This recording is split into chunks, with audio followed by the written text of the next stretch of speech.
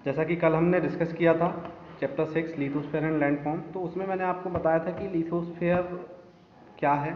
ठीक है, अर्थ को दो पार्ट में बांटा गया है, लिथोस्फीयर, हाइड्रोस्फीयर, एक थर्ड पार्ट और है हाइड्रोस्फीयर। ठीक है, तो हमारा जो 29% जो पार्ट है अर्थ का वो है आपका लिथोस्फीयर। ओके, तो अब अर्थ जो है वो ओवरऑल एक स्फीयर है, गोला है और ये सॉलिड है। ठीक है, तो अब अर्थ का अगर हम स्ट्रक्चर की बात करें, अब डिस्कस करेंगे अर्थ का स्ट्रक्चर कैसा है अंदर से। ठीक है, तो अर्थ के स्ट्रक्चर की बात करें तो देखिए इसके बारे में बहुत सारा कंफ्यूजन है, बहुत सारी मिस्ट्री है। अलग अलग कई साइंटिस्टों ने कई तरह की बात कही। ठीक है, कि अर्थ अंदर से इस तरह से बनी है, इस मटेरियल से बनी है, तो उसके बारे में बहुत सारी मिस्ट्री है। और उस मिस्ट्री का रीज़न ये है कि कोई भी अर्थ को अभी तक पूरी तरह से एक्सप्लोर कर नहीं पाया है। ठीक है, एक्सप्लोर करने का क्या मतलब है कि देखो अर्थ जो है उसका डायमीटर बहुत ज़्यादा है। ठीक है, तो उसमें अगर आप डिगिंग करेंगे, अगर अर्थ को पूरी तरह से आपको जानना है कि अंदर इसके क्या क्या है, तो आपको डिग करना पड़ेगा, तभी आप मटेरियल देख पाएंगे ना कि अंदर क्या है। तो वो डिगिंग पॉसिबल नहीं है, क्योंकि कितने किलोमीटर तक आप डिग कर सकते हैं, 1 किलोमीटर, 2 किलोमीटर, 3 किलोमीटर, बट उससे ज़्यादा आप डिग करना पॉसिबल नहीं है। तो उसके लिए फिर साइंटिस्ट ने लॉजिक लगाया, कुछ एडवांस टेक्निक्स लगाई, तो और उसके अलावा कुछ दूसरे तरीके हैं। देखो कुछ तो माइंस डिग की हैं। ठीक है, वो ज़्यादा से ज़्यादा max to max 1, 2, 3 kilometre, 4, 5 kilometre, इससे ज़्यादा गहरी कोई भी माइन नहीं होगी। उसके अलावा जो वॉल्केनिक एरप्शन होता है, तो वॉल्केनिक एरप्शन में जो मटेरियल अर्थ से बाहर आता है, ठीक है, तो वो काफ़ी गहराई से आता है, तो उसको स्टडी किया, उससे काफ़ी इन्फॉर्मेशन मिली। इसके अलावा अर्थक्वेक वेव्स, ठीक है, उन वो भी एक न्यू मेथड है, उससे भी थोड़ी सी इन्फॉर्मेशन अर्थ के स्ट्रक्चर के बारे में मिलती है। इसके अलावा भी कोई जो दूसरे तरीके हैं वो अपनाए गए होंगे। तो अच्छा, एक चीज़ और, जो लोग अर्थ के स्ट्रक्चर की स्टडी करते हैं उनको बोला जाता है जियोलॉजिस्ट। क्या बोलते हैं? जियोलॉजिस्ट। टर्म आपको याद रखना है। जियोलॉजिस्ट कौन है? जो अर्थ की स्टडी करते हैं। अब देखिए, तो जो जियोलॉजिस्ट हैं उन्होंने इमेजिनेशन किए, कुछ साइंटिफिक स्टडी की, और फिर अर्थ के स्ट्रक्चर के बारे में एक थोड़ा सा, अब हमारे पास एक स्ट्रक्चरल वे में, ठीक है, प्रॉपर वे में थोड़ा सा इन्फॉर्मेशन है। तो उसके हिसाब से क्या बोला जाता है, अर्थ का जो अपर पार्ट है, इसको तो हमको पता है कि लिथोस्फीयर बोल रहे हैं। ठीक है, अच्छा, जो अर्थ का अपर पार्ट है उसको बोलते हैं अर्थ क्रस्ट। क्या बोलते हैं? Earth crust. ये जो पार्ट है वो मैक्स टू मैक्स जो पोरस रॉक्स होते हैं, पोरस रॉक्स का मतलब है कि बहुत हार्ड नहीं है, ठीक है, पोरस है। तो जो पोरस रॉक्स हैं उनसे बना हुआ है, और इसका जो डिस्टेंस है, ठीक है, अगर आप इसका विड्थ मेज़र करेंगे तो ये है अराउंड 10 to 17 किलोमीटर।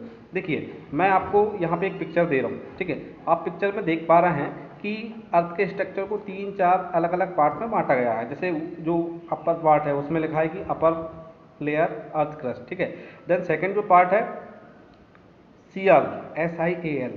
थर्ड जो पार्ट है साइमा, उसके बाद नीफे।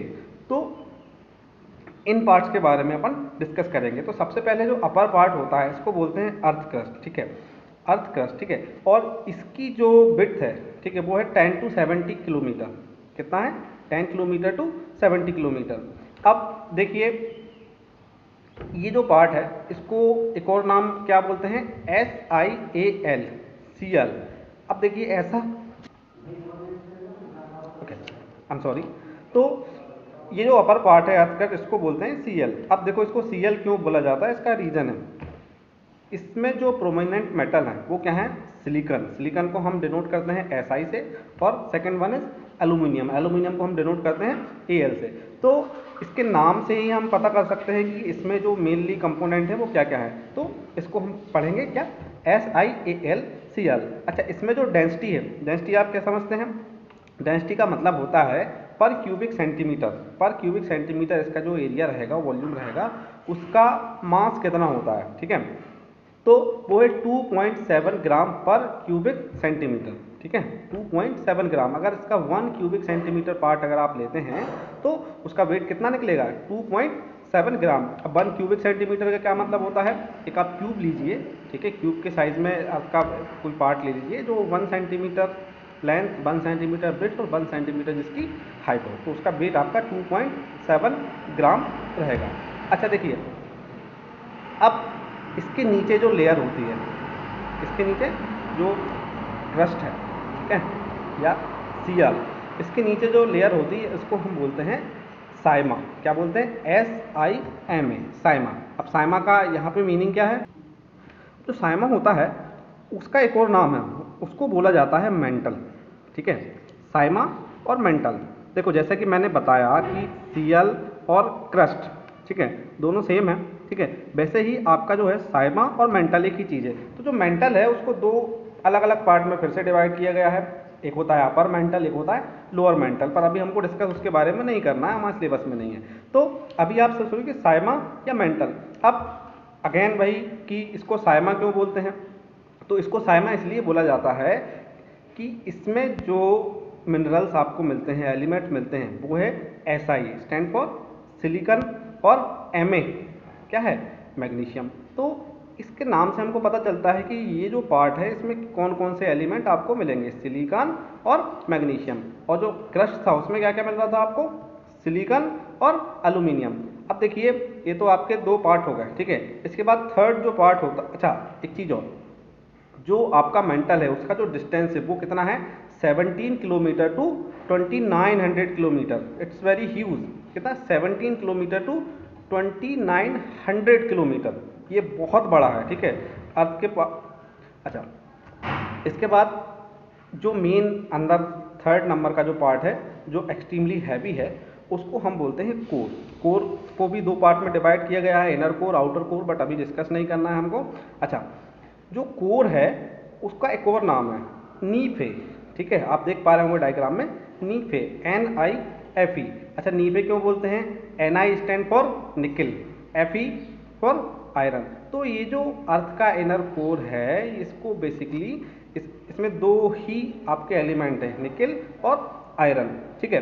अच्छा एक चीज़ और कि ये जो कोर है वो सॉलिड फॉर्म में है, लेकिन यहाँ पे टेम्परेचर जो होता है बहुत हाई होता है, और जैसा कि आप जानते हैं कि जैसे जैसे टेम्परेचर बढ़ता जाता है, ठीक है, तो ये जो आयरन या निकल या दूसरे एलिमेंट होते हैं वो भी लिक्विड फॉर्म में आ जाते हैं। लेकिन यहाँ पे देखने वाली बात यह है कि जैसे जैसे टेम्परेचर बढ़ता है, मतलब देखिए अर्थ में अगर आप डेप्थ में जाते हैं तो टेम्परेचर किस रेट से बढ़ता है, ठीक है, तो उसके लिए मैं आपको बता दूं कि 32 मीटर की डेप्थ में अगर जाते हैं, 32 मीटर, एवरी 32 मीटर की डेप्थ पे आपका जो टेम्परेचर है वो 1 डिग्री सेल्सियस इंक्रीज होता जाता है। तो अब आप देखिए अर्थ का जो स्ट्रक्चर है उसमें आपका जो आउटर लेयर क्रस्ट था वो 10 to 70 किलोमीटर था, उसके बाद सेकंड जो मेंटल था वो 70 to 2900 किलोमीटर था, और अब देखिए आपका जो कोर है, जो कोर की जो डेप्थ है वो 2900 किलोमीटर टू 6400 किलोमीटर। बहुत बड़ा है अर्थ का कोर, ठीक है, बहुत बहुत बड़ा, जितना आप सोचते हैं उससे काफ़ी बड़ा है। तो इतनी डेप्थ तक जब आप जाते हैं तो टेम्परेचर बहुत ज़्यादा बढ़ जाता है, और इस टेम्परेचर पे अगर नॉर्मल कंडीशंस में देखा जाए तो जो आयरन है या दूसरे मेटल्स हैं वो लिक्विड फॉर्म में पाए जाएंगे, लेकिन यहाँ पे क्या है कि जो प्रेशर है वो एक्सट्रीमली हाई है, ठीक है। तो जैसा कि आप जानते हैं, आपने साइंस में पढ़ा होगा कि जैसे जैसे जैसे जैसे प्रेशर बढ़ता है तो उस केस में आपका जो कोई भी मटेरियल है उसका जो बॉइलिंग पॉइंट है, ठीक है, या उसको लिक्विड में चेंज होने के लिए जिस टेम्परेचर की रिक्वायरमेंट होती है वो काफ़ी हाई हो जाता है। तो हाई प्रेशर की वजह से यहाँ पे जो निकल और आयरन है वो अभी भी सॉलिड फॉर्म में मिलते हैं, ठीक है। अब देखिए यहाँ पे एक चीज़ और, हाँ, तो आपको क्या क्या याद रखना है?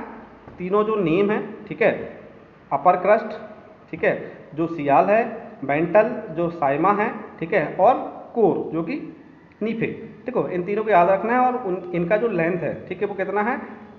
अपर लेयर जो है वो क्रस्ट है 10 to 70 किलोमीटर, उसके बाद mantle 70 to 2900 kilometre, and then after core, ठीक है, 2900 to 6400 किलोमीटर, ठीक।